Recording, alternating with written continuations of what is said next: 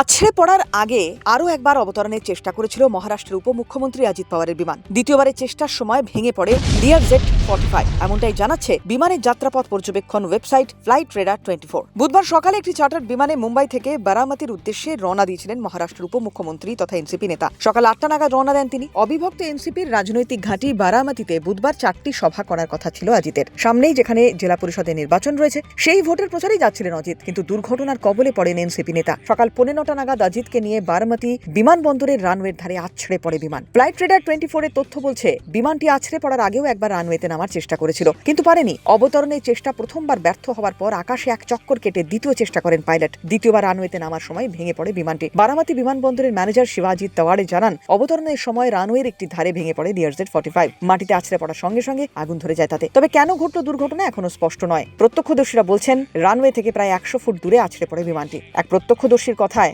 বিমানটি যখন নামছিল দেখেই মনে হচ্ছিল সেটি ভেঙে পড়বে। অবতরণের চেষ্টার সময় শেষ মুহূর্তে কি বিমানটির নিয়ন্ত্রণ হারিয়েছিলেন পাইলট? সেই প্রশ্ন উঠতে শুরু করেছে। তদন্তকারীরা বিমানটির ব্ল্যাক বক্স বিশ্লেষণ করার পরে এ বিষয়ে বিস্তারিত তথ্য মিলতে পারে বলে অনুমান করা হচ্ছে। দুর্ঘটনার সময় লিয়ারজেট 45 এর VTSSK বিমানটিতে অজিত সহ 5 জন ছিলেন। তারা প্রত্যেকেই এই দুর্ঘটনায় মারা গিয়েছেন বলে জানা যাচ্ছে। এনসিপি নেতা তথা মহারাষ্ট্রের উপমুখ্যমন্ত্রী অজিত পাওয়ারের মৃত্যুতে শোক জ্ঞাপন করেছেন মুখ্যমন্ত্রী মমতা বন্দ্যোপাধ্যায়। শোক বার্তার পাশাপাশি কিভাবে বারামতিতে অজিতের বিমান দুর্ঘটনার কবলে পড়ল তার সঠিক তদন্তের দাবি জানিয়েছেন তিনি। বুধবার দিল্লি যাওয়ার কথা ছিল তার, সেই সফর আপাতত স্থগিত রেখেছেন নবান্ন, এমনটাও জানানো হয়েছে। মুখ্যমন্ত্রী এক্স পোস্টে লিখেছেন, বিমান দুর্ঘটনার সঠিক তদন্ত হওয়া উচিত। এদেশে কোনো মানুষের সুরক্ষা এবং নিরাপত্তা নেই, রাজনৈতিক ব্যক্তিত্ব বাদ নেই। অজিতের ঘর বদলের সম্ভাবনা নিয়ে তৈরি হওয়া জল্পনা নিয়ে মত প্রকাশ করেন মমতা। তার দাবি, আমি শুনেছিলাম কোনো এক দলের নেতা দাবি করেছিলেন অজিত বিজেপির সঙ্গ ছাড়তে চলেছেন, তারপরে আজ এই ঘটনা ঘটল। আমি চাই সুপ্রিম কোর্টের তত্ত্বাবধানে গোটা ঘটনা তদন্ত হোক। স্বাভাবিকভাবে প্রশ্ন উঠছে, অজিত পাওয়ারের এই মৃত্যুর পিছনে কোনো ষড়যন্ত্র কাজ করছে কিনা।